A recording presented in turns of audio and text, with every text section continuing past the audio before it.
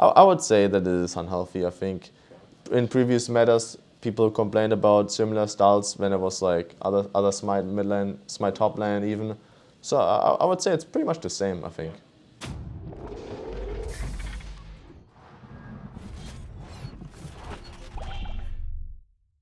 This is Zento from Esports Heaven, and I have here with me PowerOfEvil from Immortals. Unfortunately, a loss against TSM. The ending of the game was really hectic. You and Revenge were pushing the side lanes, and it seemed to be like a late base or something. Like what was going on, I guess, at the end of the game? Honestly, it all happened so fast that I'm not entirely sure everything that happened. For me, we managed to kill the Orianna. My team was strong calling that they're gonna look to end the game and that we need to base. I panned my camera to the base, so it was really fast, right? Yeah. So I channeled my TP instantly, and I'm not sure if Camille had TP or if he based. I don't really know. Yeah, everything went really fast. They have the ball comp, and I think they 4v4'd us, or like, I think someone died before Camille, I think, arrived in the base. So it was like a 4v4, but they just have the Jinx Lulu, so it's just very hard to play at this point. Yeah, at the late game, I guess Jinx kind of gets out of hand, especially with a Lulu. As far as the game went, in the very beginning, this was at like 210. They dive your bot lane. What was that about? Did you guys expect any of that, or? Well, we didn't practice much against that comp. I think playing against that style where you have the Smite top lane, the team that is playing against the Smite top lane needs a lot of discipline, because you get all these leads and you need to pretty much play it out the entire game without making any mistakes. Or like, you can make a few, but like, there comes a time where if you did too much, it's already over. So I think we played it out pretty good. Overall, I think we had some hiccups. We had some random deaths. I think the time where I felt like we lost some like discipline was like around when we had the Baron and we were in the base, and I think I think did the game a little bit too fast, so we got chunked topside, and then we tried to dive them the Nexus turret, Camille died. It's just like, as I said before, like you need to be really calculated, like take every risk, like think about it, because if for some reason the Jinx gets too far ahead, you could see it in the last like 2 fights, that's just nothing you can do anymore. So speaking of that, of playing too fast, now, yeah, I guess you are on a timer because of Jinx. Do you think that was what caused you guys to do some hiccups? I know there was a hiccup mid where Destiny and Xerxes got caught out a little bit, and that allowed them to do Baron afterwards. What would you say about, I guess, mid-game decision-making for Immortals? What seems to be, I guess, the downfall of the team? In that specific game? Well, in terms of general, just Immortals as a whole or as a team across all games, it seems as though there is like this tipping point to where, I don't know if it's communication breakdown or... I think there's just situations still where we are seeing the game differently. So I feel like a good example is in the last game, we felt like I believe split pushing is the right call, and like trying to avoid them at all costs. And we had some people thinking about like potentially like using my winning split push to actually teamfight them and to potentially like make it a man advantage. So, and that's why these situations then appear where like people might not be on the same page, because I think all of us see the game like slightly, like not like different, but not drastically different. Not drastically different, but we have like in certain situations, there's like so many million situations in the game, right, evolving, and some of them you see them differently, and it can make like bad decisions for everyone. Yeah. So I mean, a good decision was you guys getting that flank with Hecarim, which brought you guys back in the game, and that was ridiculous. You guys got an ace, I think, after that. Yeah.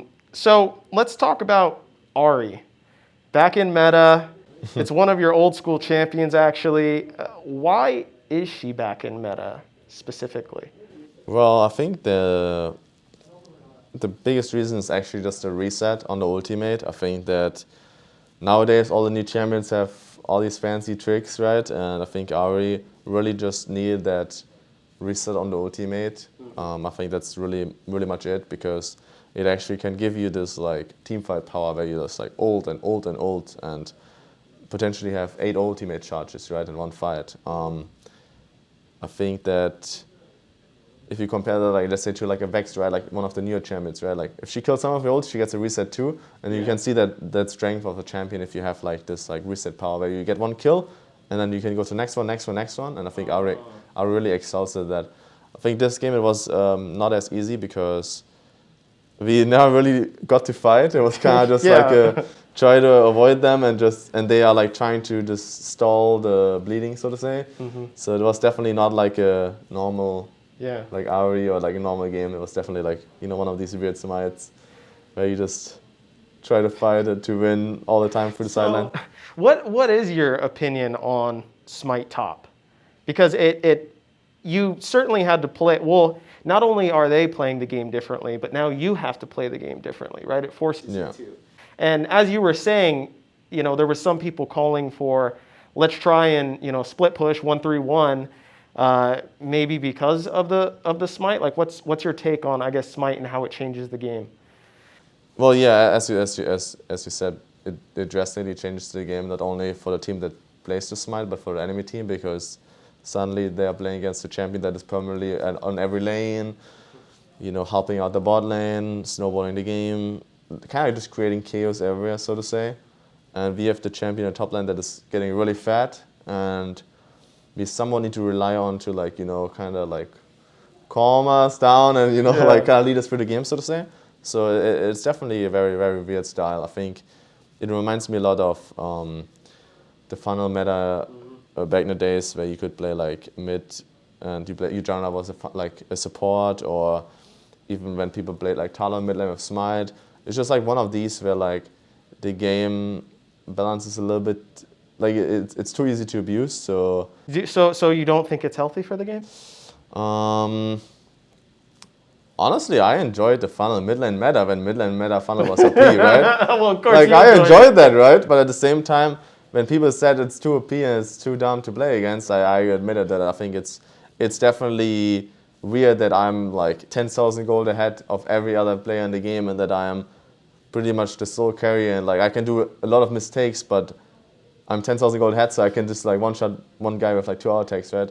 So I think I would say that it is unhealthy. I think in previous metas, people complained about similar styles when it was like other Smite mid lane, Smite top lane even. So I would say it's pretty much the same. I think you're just trying to, like, you're just kind of using, like, I guess like this weird bounty mechanic. And the mechanic that the support item doesn't give you the negative effect. I forgot how it's called, but like that you can still last at the minions. So. But honestly, I'm not like, you know, I'm not like an angry, like, oh man, I lost because of it. No, I think they won and they beat us fair and square. We could have won the game. I think it was in our hands actually, this game. So I think props to them, and yeah, we just need to get better at playing against it until it's nerfed.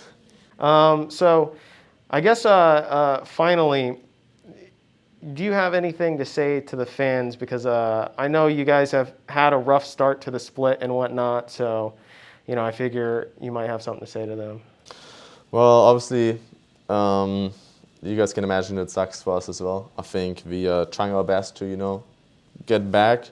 I think last week we had some, you know, like a promising result. We got one of the wins against Hunter Thieves, that is like on top of the league. I feel like today it was in our hands to win the game.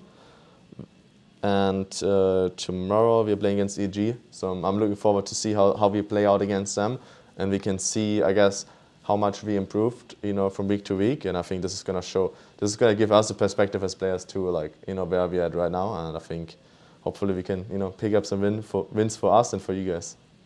All right, well, thank you very much for your time. This has been Azento from Esports Heaven and PoE from Immortals. Thank you. Thank you.